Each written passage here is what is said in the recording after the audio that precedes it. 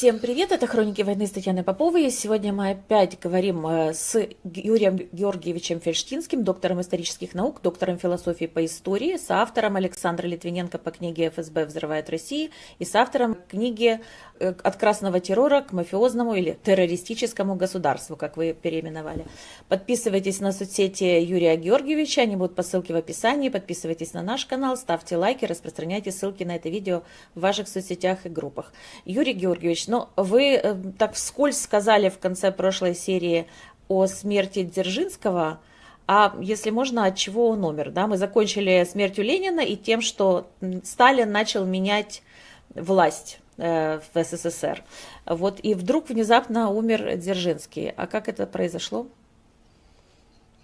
Ну, нас как бы не балуют особо, да, подробной информацией в 20-30-х годах о смерти тех или других людей. Мы узнаем, как правило, подробности много позже, в частности, конечно же, уже после смерти Сталина, после разоблачения, как тогда это называлось, культа личности Сталина, который начал Хрущев. Появилось довольно много различного рода информации. Известно, что Дзержинский умер от сердечного приступа после того, как на пленуме ЦК партии у него произошел как бы резкий разговор со Сталином. И вот Дзержинский как бы вышел из этого, после этого заседания и умер от сердечного приступа. Это то, что мы знаем формально.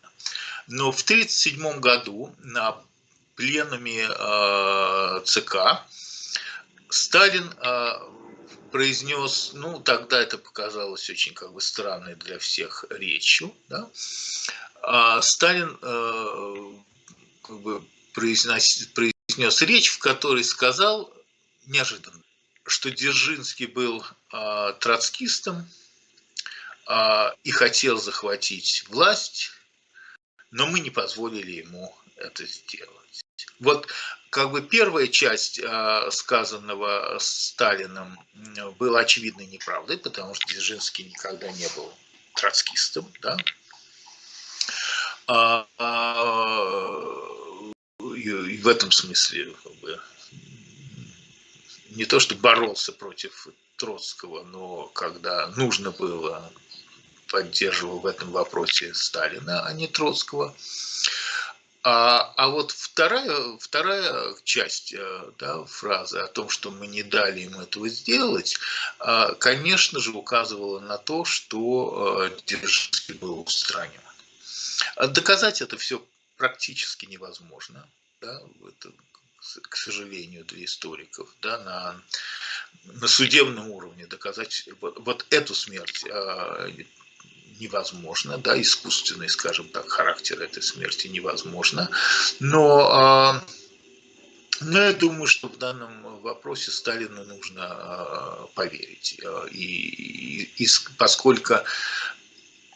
поскольку хронология всех остальных устранений, да, она очень вот сжатая, понимаете, да, вот январь 24 года умер Ленин, да. Дальше на самом деле есть тоже такая вполне таинственная история, привязанная к вопросу о том, почему на похороны Ленина не приехал Троцкий. Троцкий находился в этот момент как бы там на курорте, на излечении и не приехал на похороны Ленина. Что, дескать, было плохо воспринято в партии. На самом деле на Троцкого в этот момент было совершено покушение, была попытка отравления Троцкого. Это была та причина, по которой, с одной стороны, на этом курорте, да, потому что он лечивался после отравления. А с другой стороны, Троцкий прекрасно понимал, что если он приедет на похороны Ленина, его там просто убьют.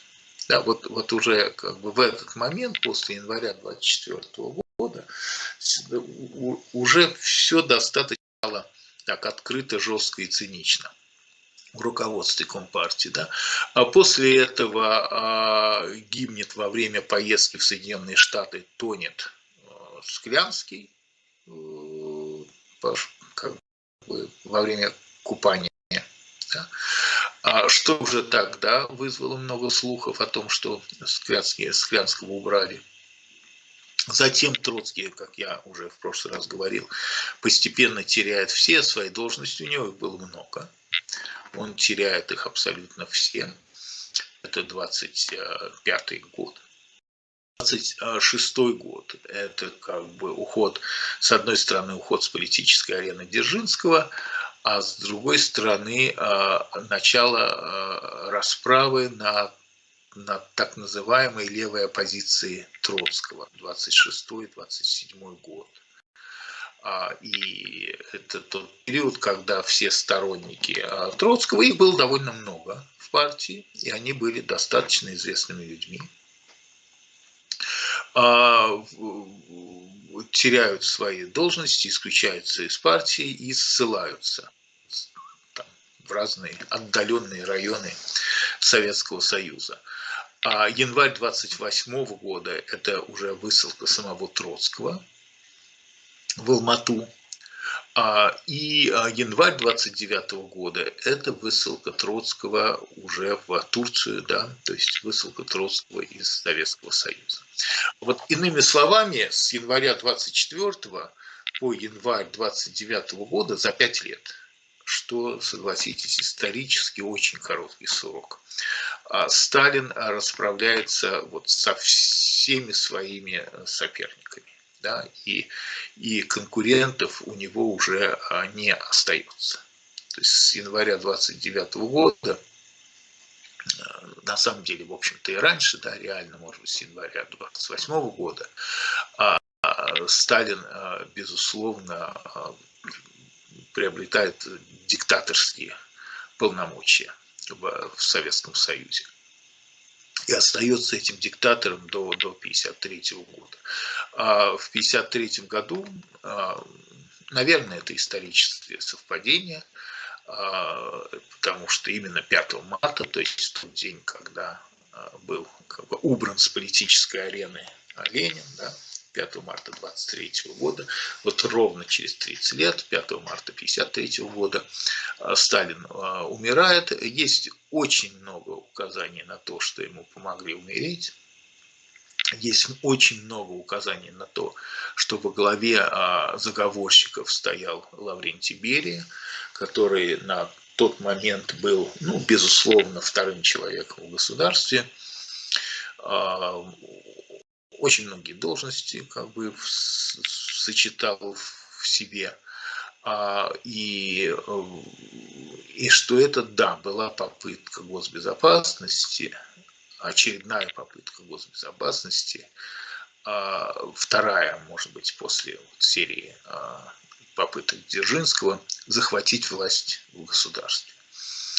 И на уровне 5 марта 1953 года можно считать эту попытку удавшейся, потому что Сталин был устранен, и Берия был очевидным фаворитом, да, и лидером в той группе людей, которая вместе с ним устраняла Сталина. Но, как мы знаем по событиям следующим, в июле 1953 года сам Берия уже был убит. И после этого началась как бы вот череда неких изменений, в результате которых во главе партии стал на продолжительный срок Никита Хрущев. Я предлагаю все-таки вернуться, если можно, хотя бы к 1934 году. Да, вот 10 мая умирает Минжинский, который возглавлял ОГПУ, и создается 10 июля НКВД. И создается НКВД, во главе которого ставят Егоду, Генриха Егоду.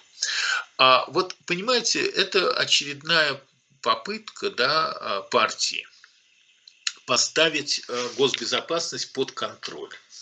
Да? Минжинский вроде бы, он очень такой неяркий лидер госбезопасности. Хотя на самом деле при нем в госбезопасность как бы встала на ноги достаточно серьезно. Он так потихому этот аппарат, эту структуру очень усилил. очень усилил. Да? И это, опять же, еще одно из указаний, что его, может быть, убрали. Это очень трудно доказать, тем более, что он был не очень здоровым человеком. Но именно потому, что после его смерти как бы и должность устраняют, и саму структуру полностью как бы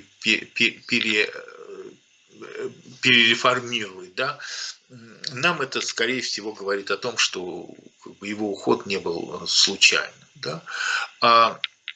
Егода был как бы человеком Дзержинского, и всегда им был. Егода, опять же, скорее всего, имел непосредственное отношение к операции по устранению Ленина и вот заведовал, собственно, этой группой отравителей, которая Ленина травила, потому что идея заключалась в том, что это нужно делать как бы так, чтобы это не было замечено и определено. И в этом смысле назначение Егоды как бы руководителем НКВД вполне нормальный шаг. Но то, что госбезопасность, да, вот егодовская, стала НКВД, да, то есть наркоматом, говорит о том, что госбезопасности дали статус министерства. Что означало одновременно, что над этим наркоматом, да, естественно, есть некий контроль со стороны правительства, потому что если госбезопасность – это министерство, то она подчиняется правительству в целом. Да? Как любой другой наркомат, как наркомат обороны, там, наркомат культуры. А Егода, безусловно, руководил госбезопасностью как бы как руководитель, поставленный госбезопасностью. Да, вот это как бы очень важно. Что означало, что с точки зрения партии Егода лоялен не партии, а госбезопасности. И все это продолжалось какое-то время, но не очень долго, да, потому что в какой-то момент, как мы сейчас хорошо знаем, Егода был арестован и затем расстрелян, а во главе партии был поставлен Ежов. Николай Ежов, который был поставлен во главе госбезопасности, Николай Ежов, который был поставлен во главе госбезопасности, был партийным секретарем, партийным руководителем, которого поставили во главе госбезопасности. И это было указание на то, что партия хочет контролировать госбезопасность не просто по линии наркомата, да, считая госбезопасность еще одним наркоматом в советской структуре, но хочет, чтобы во главе этого наркомата стоял партийный секретарь, который будет лоялен партии, а не госбезопасности. И нужно отдать должное Ежову, который был абсолютно страшным человеком, это другое дело. Опять же, не будем утверждать, что Егода не был страшным человеком. Ежов приступил к серьезнейшим чисткам в НКВД. Да?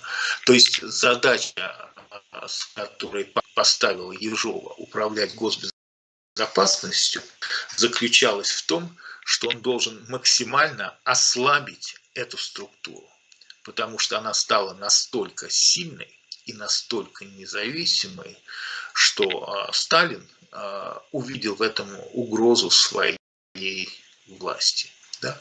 Поэтому начинает проводить чистки в НКВД, которые к моменту, пока каким-то образом, да, НКВД уговорила, видимо, Сталина все-таки остановить Ежова. Да.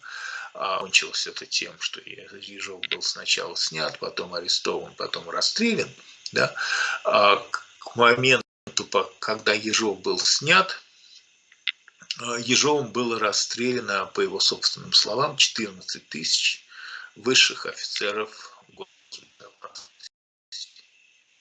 Вот это были ежовские чистки. Подчеркиваю, не нужно, конечно же, считать, что Ежов проводил эту операцию по своей собственной инициативе и ставя какие-то перед собой там личные задачи. Да. Понятно совершенно было, что это как бы была та цель, которая перед Ежовым была поставлена после того, как убрали Егоду и Ежова поставили на место Егоды. Сталин хотел ослабить госбезопасность. И после того, как Ежов, видимо, успешно справился с данным ему поручением, потому что все-таки 14 тысяч офицеров НКВД это серьезная цифра, да, и это мы говорим про расстрел. Ежов, соответственно, был снят, обвинен там во всех смертных грехах, тоже расстрелян, да, и уже дальше во главе госбезопасности был поставлен Берия. Тот самый, который по существу будет стоять во главе госбезопасности до 1953 года, хотя чисто формально в какой-то момент во главе госбезопасности ставят Абакумова, которого тоже в конце пути арестовывают и расстреливают, да, но Берия при этом как бы остается нетронутым. Вы пообещали рассказать про отдел ядов, который был при НКВД тогда вот создан, я так понимаю, с подачи Ягоды. Вы знаете, как раз на эту тему довольно много написано всего, потому что, слишком тема такая симпатичная, согласитесь, да, вот И, если и не просто актуальная на госбезопасность, сегодняшнее время, да? и актуальна сегодня, да, и каждый раз она оказывается актуальная, и тут нужно объяснить, как бы, почему, да. Во-первых, с чего все началось? Начнем с того же Егоды, который был фармацевтом. Дело в том, что в революционном движении российском, как все мы хорошо знаем, достаточно активно в количественном отношении и в качественном принимали участие евреи Российской Федерации, вернее, извините, Российской империи, которые действительно угнетались режимом, и поэтому процент евреев, вовлеченных в социал-демократическое и революционное движение, был достаточно велик. То есть он был более высоким, чем процент, я не знаю, русских или украинцев, да, вовлеченных в революционное движение. Вообще национальные окраины в революционном движении принимали очень активное участие. Да. И финнов было много в социал-демократическом движении российском, и поляков было много в социал-демократическом движении, латышей было очень много. Да. Вот все те народы, которых угнетала Российская империя, они действительно с большей готовностью ушли в социал-демократическое движение бороться с Российской империей. И, соответственно, в том числе, да, там было и очень много евреев. Евреи из-за существовавших в России законов, дискриминационных, безусловно, не допускались к определенным профессиям, и была процентная норма в университетах, была процентная норма в гимназиях и так далее. Да. В частности, евреям было очень трудно становиться врачами, потому что правительство всячески препятствовало тому, чтобы лица еврейской национальности становились врачами. Но им было разрешено становиться фармацевтом. Поэтому очень большое количество евреев оказывалось именно фармацевтами и занималось фармакологией. И, соответственно, часть этих людей, в том числе и фармацевты, шли в революционное движение, и часть из них затем оказывалась работниками первых советских спецслужб. Например, уже упоминавшийся нами Егода.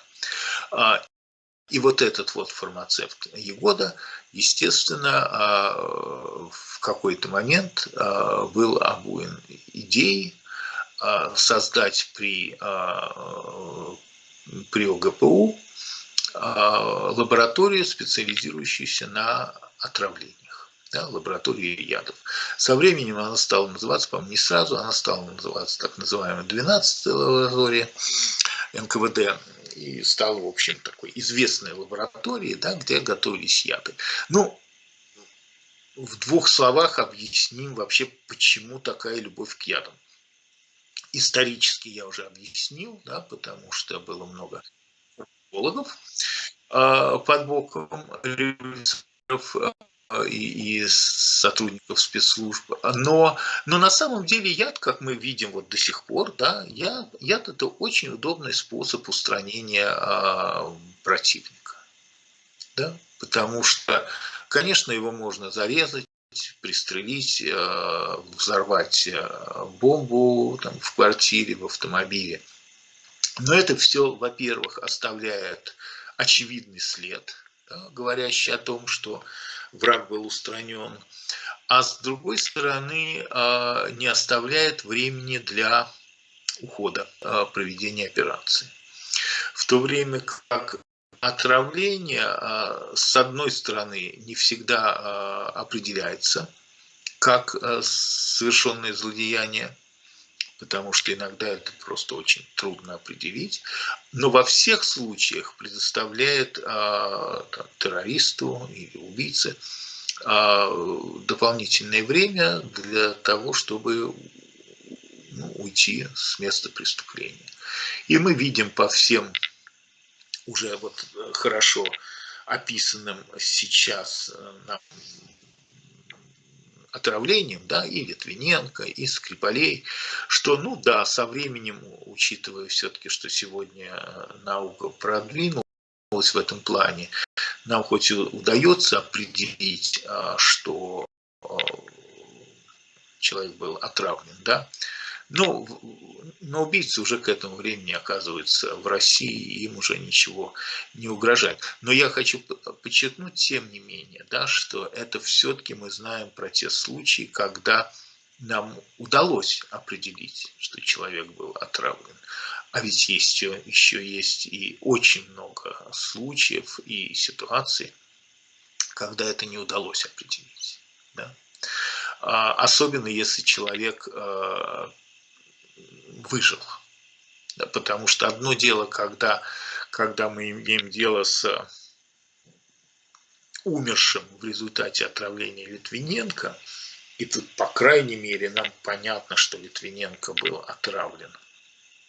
Другое дело, когда мы имеем случаи, не буду называть их, потому что до сих пор живы, да, когда есть подозрение, что она была отравлена или он был отравлен, но поскольку, тем не менее, человек остался в живых, да, очень трудно, очень трудно и психологически, и практически, да, настаивать на том, что это было отравление, которое должно быть расследовано, да.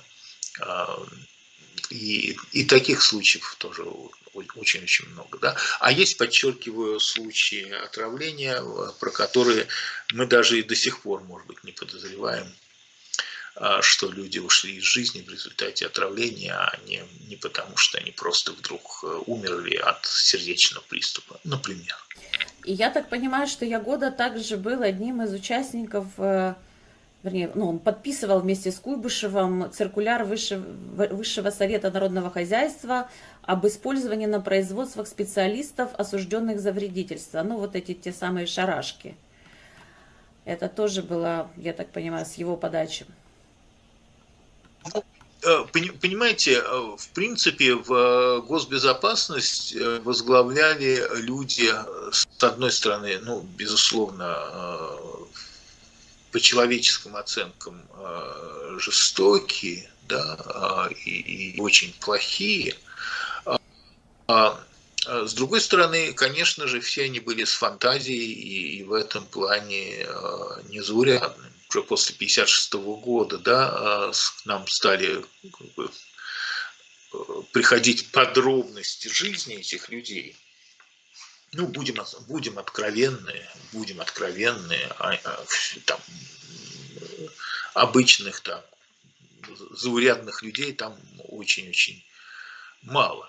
Да, они, подчеркиваю, все были там садистами и убийцами, это другое дело. Но все они по-своему были, конечно, личностями. Ну, как личностями были, безусловно, и Сталин, и Гитлер, и Геббельс, и Геринг. Да. Поэтому и Муссолини, да, поэтому и да, они были профессионалами своего дела. Дело у них было страшное и плохое, да, но они, конечно же, были профессионалами своего дела. Да, просто если тут, даже не перечислю сейчас все шарашки, которые указаны, вот, которые были созданы, но в том числе, кстати, на территории Суздальского Покровского монастыря был центр микробиологического оружия, организован по предложению начальника Вахиму Фишмана на территории Покровского монастыря, именовался Бюро особого назначения отдела ОГПУ, позже стал биохимическим институтом, и его подчиненными были репрессированы и ученые-микробиологи. Ну да, но монастыри это вообще удобный тип здания, да, для всяких секретных служб, да, поскольку толстые стены, да, там охранять это помещение легко. Да, и есть где жить, да, и в то же время под надзором. Есть где жить, И на некотором удалении от любопытных глаз. Скажите, а вот еще я читала книги, ну, как тетрадь, нет, это тетради Васильева, боже, а Судоплатов написал, типа дневник Судоплатова, как-то так это называется. А если можно, еще расскажите об этом человеке и то, чем он занимался. Я имею в виду вот эти убийства за границей, кстати, мы про Троцкого, про убийство Троцкого не поговорили. Да, по-моему, самая известная его книжка — это «Разведка и Кремль», кажется, она называется. Судоплатов был одним из вот руководителей госбезопасности, но не тех руководителей, которые сидели там бюрократические должности занимали высокие, а тех, кто реально, да, занимался операциями, в том числе за пределами Советского Союза, в том числе он имел отношение к операциям по устранению Троцкого, но не только он при этом. При этом как бы его биография интересна, ну, опять же, не тем, в каких именно он операциях участвовал, хотя и этим она тоже интересна. Да?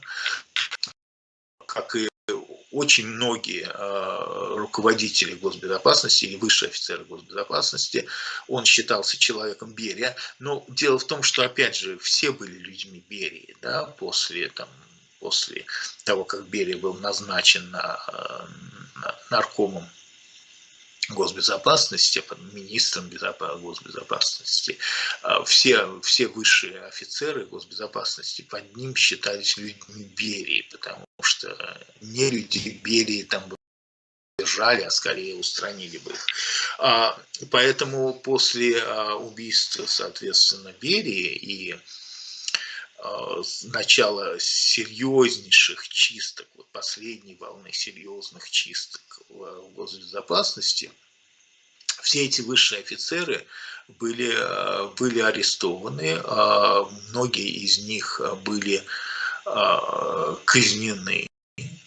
Причем нужно понимать, что вот их не просто там расстреливали, да, допустим, за преступление перед народом, ну, например, да. Это совсем не так было. Их при этом мучили, их при этом пытали, из них выбивали там, нужные следователям показания, которые совсем не обязательно должны были соответствовать действительности. И такая же судьба постигла Судоплатова. Да? Ну, я не психолог, не психиатр, но представьте себе человека, который всю жизнь, ну, всю свою жизнь со своих там 20-х годов, да, когда ему 20 там, с лишним лет, работает на советскую разведку, ну, там, рискует жизнью, да, ну, понятно, что он там убивает кого-то, взрывает кого-то, это все понятно, но рискует жизнью, работает на государство, да, а потом это государство его арестовывает и начинает судить за преступления, хотя все эти преступления он совершал как бы, по приказу этого же самого государства, да, ну, вышестоящего начальства. И его за это начинают как бы судить, но не просто судить, а еще и мучить, да. А он при этом остается верен вот этому вот государству. Да? И в случае Судоплатова, чтобы не быть расстрелянным, он инсценировал сумасшествие. И довольно много лет считал, что он сошел с ума. И его там держали в какой-то психбольнице. Да, и вот он сидел такой вот, как бы сумасшедший, ну, которого под конец уже все-таки выпустили, да, и выяснилось, что, конечно, никаким сумасшедшим он не был. А все это он инсценировал для того, чтобы остаться в живых. Но собственно, выпустили его уже пожилым человеком, да, он успел написать мемуары, да, на русском языке, на иностранных языках они вышли потом. И подчеркиваю, это была судьба почти всех этих людей. Да? Поэтому, когда кто-то, я не помню кто, то ли это Путин сказал, то ли это там, Нарышкин сказал, опасности в Советском Союзе была самая опасная профессия. Это так и есть. Но опасность это исходила не от контрреволюционеров, фашистов, диссидентов, я уж не знаю, а от партии. От вот той самой партии, с которой госбезопасность наконец расправилась в августе 1991 года. И тогда уже все у госбезопасности стало как-нибудь хорошо, потому что она стала во главе государства. Ну вот, но подчеркиваю, расстрелы продолжались до 1956 года, и мы говорим о десятках тысяч людей. Я имею в виду госбезопасности, из руководства госбезопасности. То есть там, в общем-то, убивали просто всех. Потому что нужно понимать, что когда уходит твой руководитель, там, неважно, Дзержинский, Егода, Ежов, Берия, да, то вместе с собой каждый раз устраняют весь верхний слой руководства структуры. Да? А поскольку это госбезопасность, это не просто устраняют, а всех расстреливают. Поэтому госбезопасность пережила довольно много чисток. Я понимаю, что есть в Советском Союзе ведомство, например, Министерство обороны, да, или Наркомат обороны, которое может с полным правом утверждать, что как бы что главные чистки, да, распространялись прежде всего на них, например. Тут есть о чем поспорить, потому что руководство армии, безусловно, чистилось советским правительством с помощью вот этой самой госбезопасности.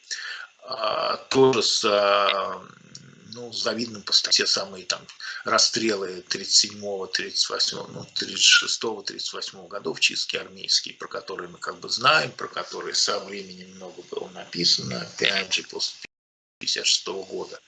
Да, это они как бы еще одно отражение, да, вот этой вот битвы между партийным руководством, да, которое пыталось максимально себя обезопасить от каких-либо угроз со стороны конкурентов, претендующих на власть. Да? А на власть могли претендовать только люди с оружием, да, в России и в Советском Союзе. И таких как бы групп людей или ведомств, да, было, собственно, два: Министерство безопасности. Да? И вот эти вот три структуры, соответственно, Министерство обороны, госбезопасности и партийные руководители, да, вот они друг друга все время как бы пожирали, перехватывая друг у друга инициативу каждый раз, да, и пытаясь страховаться от того, чтобы другая группа усилилась настолько, что уничтожит остальную. То Ну, есть в смысле это армии это... все эти уничтожения и чистки, это все из-за страха, вы считаете? Ну, из-за страха того, что они не удержат власть, и кто-то придет к власти и их уничтожит, соответственно. Ну, я бы считал, что, может быть, это правильнее называть не страхом, хотя страх это по-житейски, это страх,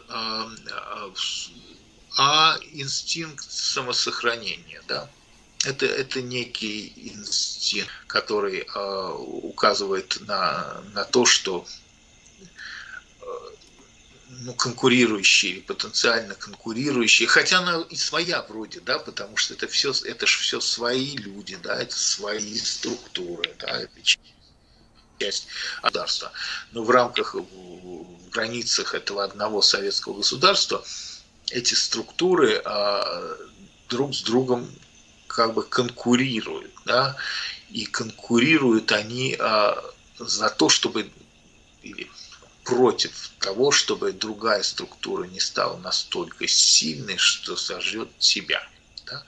Вот для того, чтобы там армия не поднялась, нужно было уничтожать высший аппарат армии. Да? Для того, чтобы госбезопасность не усилилась, да? Нужно было уничтожать руководство госбезопасности. Но в какой-то момент инициативу перехватывала, наоборот, госбезопасность, и тогда начинались уже чистки, в том числе партийные, тем более, что в них был заинтересован, был еще и личный интерес уничтожить всех своих потенциальных конкурентов или оппонентов. Поэтому вот история Советского Союза и оказалась такой кровавой. Другое дело, что и народу досталось. Да, да, народ тоже, я но... думаю, мы должны сказать, что вот в этот период, когда это было НКВД, да, погибли десятки, наверное, миллионов в ГУЛАГах, потому что были созданы ГУЛАГи, вот шарашки, ГУЛАГи, и это все.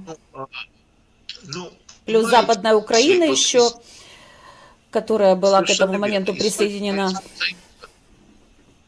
История Советского Союза, да, она очень кровавая, да, и вот человеческие потери в Советском Союзе, ну и как бы по блокам легко определить, да, хотя про цифры тут можно спорить, и у разных исследователей есть разные там понимания и представления о человеческих потерях, но, условно говоря, революция и гражданская война, ну, вернее так, Первая мировая война, революция и гражданская война, это там, порядка 20 миллионов человек, да, погибших вот, неестественной смертью, преждевременной смертью.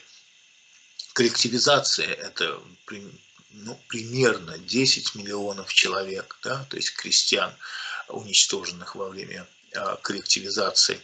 А индустриализация, может быть, не была вот такой вот кровавой, но тем не менее она обошлась в какие-то жертвы.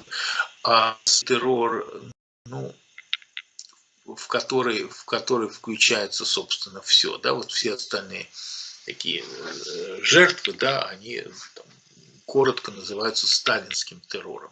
Но вот этот сталинский террор, он на самом деле включает в себя и партийные чистки, и военные чистки, и чистки НКВД, и и просто, да, и просто расстрелы людей, да. И вот тут, опять же, цифры расходятся, но, скорее всего, мы говорим, ну, тоже как минимум о 20 миллионах человек, да. А украинский голод, опять же, тут тоже расходятся цифры, но это тоже несколько миллионов человек. А Вторая мировая война, и тут тоже расходятся цифры. Но мне просто кажется, что даже еще до Второй мировой войны количество убитых этой властью большевиков, да, которая вот преобразовалась с помощью НКВД и партии вот в этого монстра, уже это количество достигает коллективизация, голодомор, ГУЛАГи, ну, наверное, 10 миллионов есть точно. Плюс расстрелы еще и ссылки. Нет, 10 миллионов, это мы давно уже перешли эти цифры. Я не очень понял, про какие 10 миллионов. Я просто я говорю, что даже без войны мы говорим про большие цифры. То есть даже война, которая... Нет, ну, безусловно, да, и опять же, нужно понимать, что как происходит оккупация Советским Союзом, допустим, соседнего государства, да, там вот Украины. Ну, Западная Украина, Да, например. Вот у меня есть вопрос Западная да, Украина. стран Балтии, да, ведь на самом же деле, как бы первое, что делается, это ну, арест всей элиты государства, да, всей, и, соответственно, либо расстрел ее, либо высылка в Сибирь. И заселение, как говорится, пустующих квартир, ну, в основном там, военнослужащими, да, которые оказываются оккупантами на этих территориях. И, соответственно, дело даже не в количественном терроре, хотя и он важен, а в том, что он очень целенаправлен. Да? Это не просто там берется 10% населения, а это и элита государства. Да? Поэтому это то, как это делалось в Эстонии, в Латвии, в Литве, в Восточной Польше, да, катынские расстрелы, знаменитые, да, к сожалению, знаменитые, это же не просто, опять же, расстрелы пленных поляков, да, это же расстрелы офицерского корпуса. То есть это целенаправленная установка на уничтожение элиты государства. Поэтому тем же самым занималась, кстати, советская армия, ну, и в оккупированной даже Германии. Да, они же сейчас шли, у них были базы, куда входили бывшие, там, например, и действующие политики или там топ-чиновники, где были известные журналисты, их были отдельные списки по военным участникам антитеррористической операции, и они шли четко по этим спискам, они знали, ну, то есть меня предупредили заранее, за месяц, там, меня, например, Дмитрия Гордона, я знаю, что и других тоже предупреждали, что, ребята, вы в списках, вы не депутат, вы там сейчас не чиновник, вы можете побыть пока на безопасной территории, пока вокруг Киева будет небезопасно. И то, что они пытались... Я даже писала интервью со снайпером из, по-моему, из какой-то нашей спецслужбы, он сотрудник. И ему нужно было вывести главу Бюро экономической безопасности, который оказался с семьей на оккупированной территории в Ирпене. И они там 2 недели собирались, как это делать. В итоге 30 человек он вывел. Ну, это все... И за ним специально охотились. Да, это нас не должно удивлять, потому что это ровно то, чем занимался там НКВД, да, чем занимался СМЕРШ уже во время войны в оккупированных территориях, причем не только там оккупированных немецких территориях, да, но всех тех восточноевропейских государств, куда приходили советские войска, да, поэтому, ну, это такая стандартная процедура, да, она не должна нас удивлять, потому что это как раз то, что указывает на профессионализм госбезопасности, да, они очень хорошо понимают, как именно нужно наносить удары, очень хорошо понимают, как нужно бороться со своими врагами. И главное, что они очень хорошо понимают, что самая как бы правильная методика – это устранение.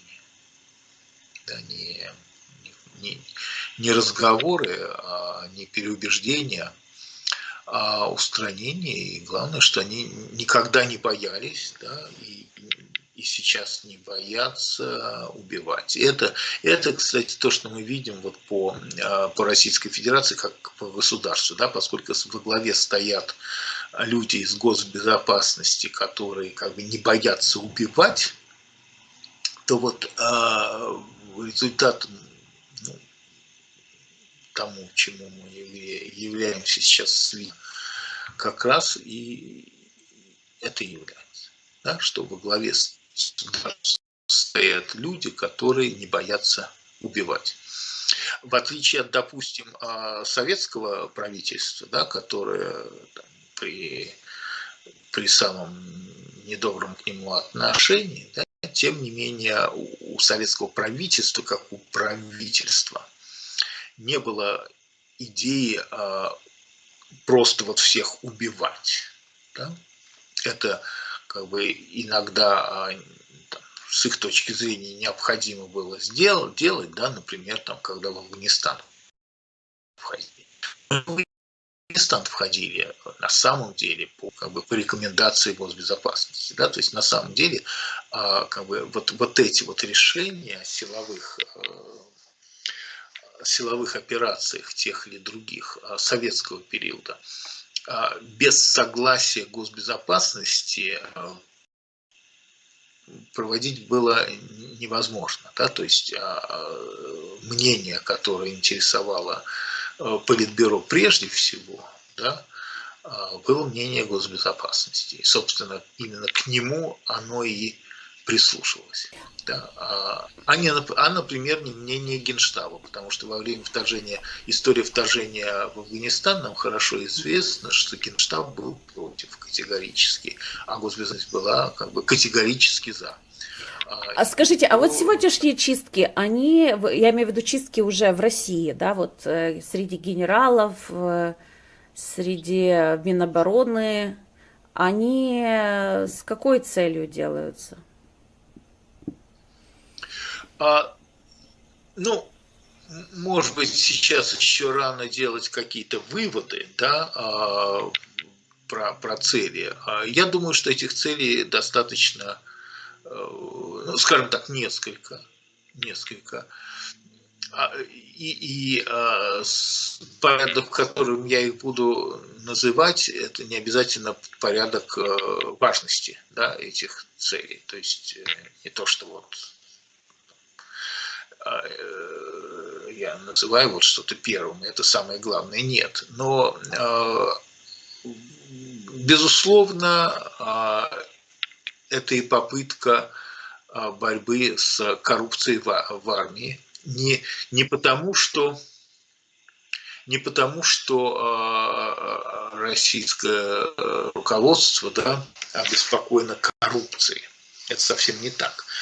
А из-за того, что это с их точки зрения наносит ущерб армии и мешает реализации внешнеполитической задачи по захвату Украины. Да? Значит, это с одной стороны. С другой стороны, это, конечно, попытка ослабить Министерство обороны, вот как структуру, да, вот как там Сталин занимался чистками, да, в 36-38 годах расстреливал высшее советское офицерство. Но сейчас нет смертной казни в Российской Федерации, и, конечно, масштабы совершенно не такие. Но, тем не менее, я думаю, что это, безусловно, попытка госбезопасности, то есть ФСБ, подстраховаться на тот случай, если у армии на фоне войны, да, потому что на фоне войны, во время войны армия становится более важным всегда ведомством, да, чем в мирное время. Вот поскольку уже идет война, и поскольку эта война, как уже понятно, становится перманентной для Российской Федерации, то я думаю, что таким образом ФСБ все-таки подстрахует на тот случай, если у армии, как у института, да, появятся политические амбиции. Это то, чего советское правительство всегда боялось, что оно превентивным образом пыталось предотвратить. Да. Так что это, скорее всего, вторая причина, может быть, даже она и основная. Да, что это, с одной стороны, попытка, скажем так, проданная Путину идея того, что борьба с коррупцией в армии необходима, поскольку это ослабляет армию, а с другой стороны попытка госбезопасности показать армейским генералам, да, кто в доме хозяин. Да, потому что понятно, это всем нам понятно, что в Российской Федерации не существует человека, которого нельзя за что-либо осудить.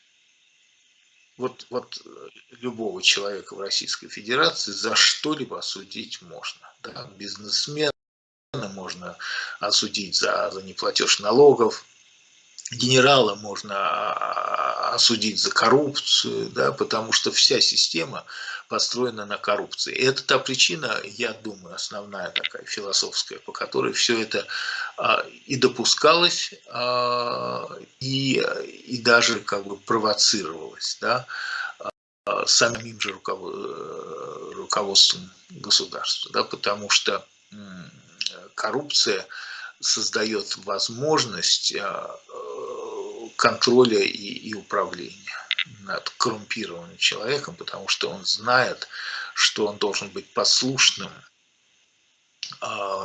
иначе его посадят по абсолютно справедливой статье, да, потому что в коррупцию и воровство в Российской Федерации вовлечены абсолютно все. Кто-то сознательно, кто-то несознательно, это другое дело. Но все. Да? Поэтому вот это та причина, по которой мафиозное государство, да, и было исходно создано.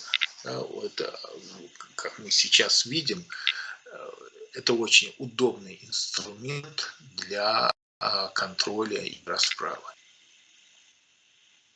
Давайте, наверное, еще попытаемся в этой серии успеть поговорить про как война изменила НКВД, да, они переименовались опять в НКГБ, МГБ СССР, 43-53 год, ну и смерть Сталина. Хотелось бы в этой серии обсудить. Сначала, почему они изменились опять? Почему опять поменялось? Вот был выделен СМЕРШ в 43-м году, и после этого опять начались изменения названий. Ну, опять же, изменение названия каждый раз связано с тем, кто получает контроль над ведомством, кому оно подчиняется. Да? Подчиняется ли оно Совету министров, например, да, вот в какой-то момент там КГБ даже не было изменено название, но была сделана приставочка «при». да, вот при Совете Министров.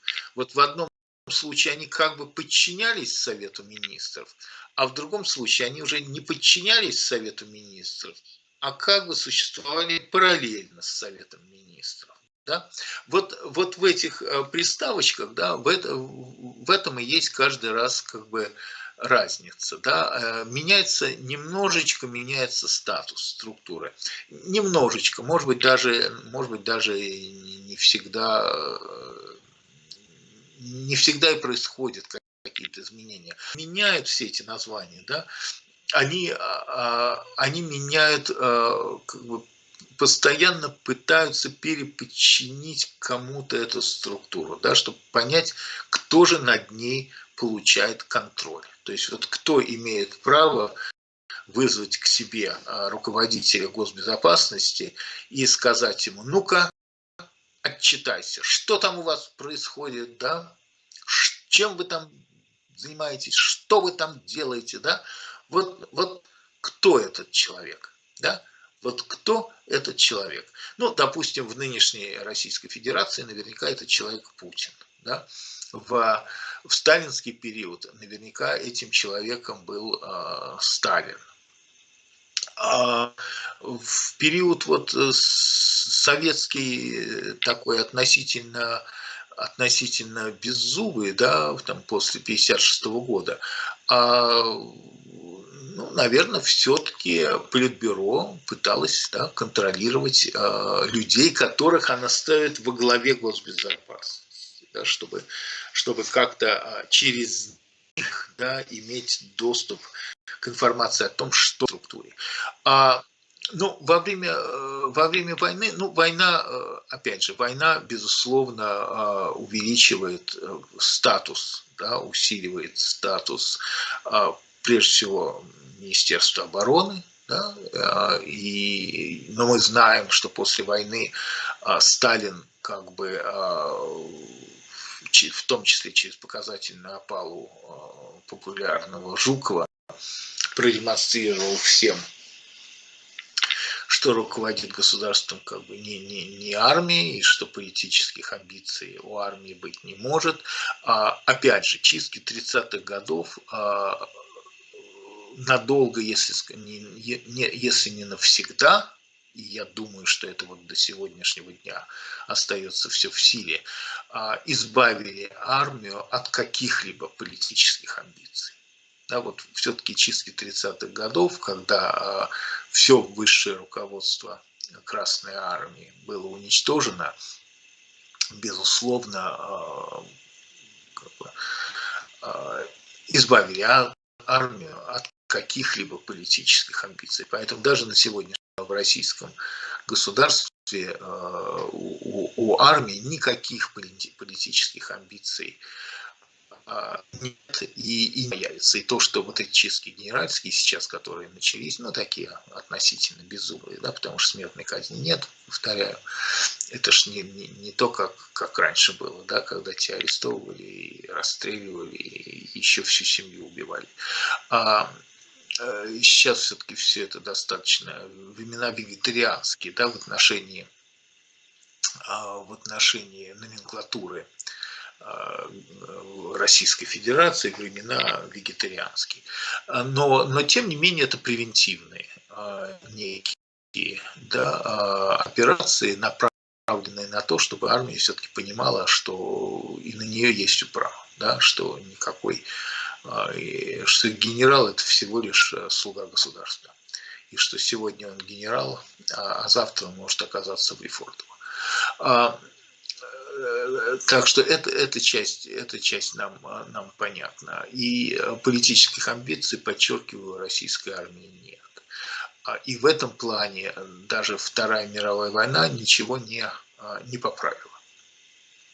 У армейского руководства политических амбиций на фоне победоносной, да, победоносного советского шествия все равно не появилось. Да? Настолько, подчеркиваю, удары 30-х годов были серьезными и остались у всех в памяти.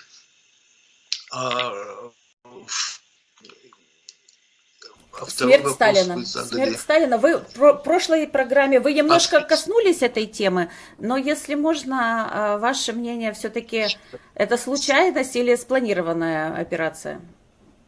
Ну, скажем так, довольно много информации сегодня, указывающей на то, что Сталин был устранен. Другое дело, согласимся, да, с тем, что он был устранен после того, как он уже 30 лет правил, после того, как он уничтожил десятки миллионов людей. Среди этих десятков миллионов людей были еще и партийные функционеры, и военные руководители, и руководство госбезопасности. Да? То есть на самом же деле вроде бы это то, что нас всегда вот мучает, нас, историков, да, нас всегда мучает этот вопрос. Но вот как же так? Вот есть некий там тиран, есть некий диктатор. И вот он убивает людей миллионами. И среди этих людей, которых он убивает, очень многие имеют право на ношение оружия и право на использование этого оружия. И почему-то, ну вот ни разу в истории, кстати сказать, ну в такой в европейской истории, по крайней мере, не знаю, может быть я не прав, надо подумать, может быть были в истории такие примеры, но в советской истории, кажется, нет. Вот почему-то нет, не получается, что какой-нибудь там Тухачевский или какой-нибудь Блюхер, да, понимая, что есть угроза, нависшая над ним самим, над членами его семьи, да, вот почему-то никогда это не кончается тем, что кто-нибудь убивает злодея, да, вот из пистолета, который висит на поясе. И со Сталиным почему-то, видите, 30 лет этого не происходило. Вот он 30 лет убивал миллионы людей, а тем не менее, может быть, да, ну, предположительно, его все-таки устранили так мягко, помогли ему умереть, да, только в марте 1953 года, когда он уже был, ну, относительно пожилым, да, видимо, уже потерял как бы хватку, интуиция стала его подводить, и вот он не предусмотрел. А то, чего раньше предусматривал, потому что раньше он убивал всех противников превентивно, да, тут все-таки вот он каким-то образом пропустил этот заговор, потому что очевидно, что это был заговор нескольких людей, ну, из тех, кого мы знаем, Берия, и Маленков. Поскольку эти люди, в отличие от коммунистов 30-х годов, идеалистами не были, да,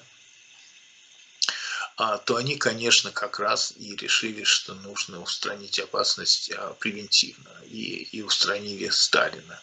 Но после этого тоже нужно им отдать должное, поскольку они уже знали вот про всю эту историю попыток госбезопасности захватить власть от Дзержинского до Берии, то они еще подсуетились и превентивно устранили Берию. И это была, собственно, до,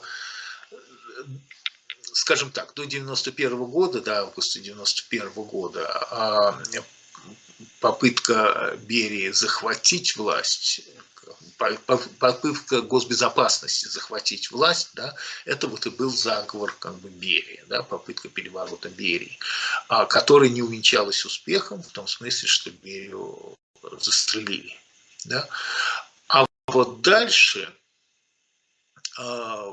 по неписанному соглашению 1956 года, да, потому что, как я уже упоминал, до 1956 года включительно продолжались расстрелы офицеров госбезопасности, высших руководителей госбезопасности. После 1956 года, как бы по умолчанию, вот эти репрессии прекратились, да, и расстрелов мы уже больше не видим. Что мы увидели, это удавшуюся попытку Юрия Андропова захватить власть в государстве. Полугосударстве, да. Юрий Андропов стал первым руководителем госбезопасности, стал генеральным секретарем ЦК КПСС, а чуть позже еще и председателем Президиума Верховного Совета СССР. То есть Андропов стал первым руководителем госбезопасности, ставшим руководителем реально государством. То есть он добился того, чего пытался, собственно, что впервые, да, пытался получить как бы Дзержинский, да, власть над руководством над всем государством, власть над всем государством. Но подождите, а разве Андропов, он же был, по-моему, из партии как-то делегирован, из ЦК он был делегирован в КГБ? Понимаете, в чем дело? С некого естественно периода, этот период, в общем-то, он исходный, да. Дзержинский же тоже был членом ЦК. Связка между партией и госбезопасностью, она была. И она заключалась прежде всего в том, что беспартийный человек вообще не мог стать сотрудником госбезопасности. Да? Членство в партии предусматривало в том числе, вернее, сотрудничество в госбезопасности, служба в госбезопасности предусматривало членство в партии. Да? Поэтому и ротация партийных руководителей, офицеров спецслужб тоже была явлением распространенным. Да? И это, опять же, делалось исключительно для того, после 1956 года, чтобы госбезопасность не становилась такой изолированной от партии структуры. Да? Поэтому постоянно тасовалась эта колода. Да? Но тем не менее, даже с поправкой на вот это постоянное тасование колоды, какие-то люди были как бы партийными секретарями, которые направлялись в партию, чтобы усилить контроль партии. Извините, партийными секретарями направляли в госбезопасность для того, чтобы усилить контроль партии над госбезопасностью, да, но и обратное имело место быть. Да? То есть Андропов, который, тем не менее, как бывший партийный секретарь, стал руководителем госбезопасности, а затем, как тем не менее очевидный руководитель госбезопасности, получил должность генсека и затем председателя Президиума Верховного Совета СССР, госбезопасности, это важный момент, что с точки зрения госбезопасности стал первым руководителем госбезопасности, который стал руководителем государства. То есть вот он реализовал неудавшуюся Дзержинского и неудавшуюся мечту Берии. Да? И это та причина, по которой к Андропову, обратим внимание, такое уважение, да, в ФСБ. Хотя он всего-то 1,5 года пребывал в этой области, да, он был больным человеком и вскоре умер. Но и Академия имени Андропова, да, Академия ФСБ имени Андропова, там мемориальная доска на Лубянке и так далее. Да, к Андропову как бы именно по этой причине очень серьезное уважение, потому что для ФСБ это первый человек, да, реализовавший Дзержинского и Берии. Да, я думаю, что нам обязательно нужно продолжить этот цикл. Напоминаю, что это Юрий Георгиевич Фельштинский, доктор исторических наук, доктор философии по истории, соавтор книги с Александром Литвиненко «ФСБ взрывает Россию» и «От красного террора до мафиозного» или, как сейчас поменялось, террористического государства. Подписывайтесь на соцсети Юрия Георгиевича, подписывайтесь на наш канал, ставьте лайки, распространяйте ссылки на это видео в ваших соцсетях и группах. Увидимся завтра. Спасибо вам большое. Спасибо вам, спасибо.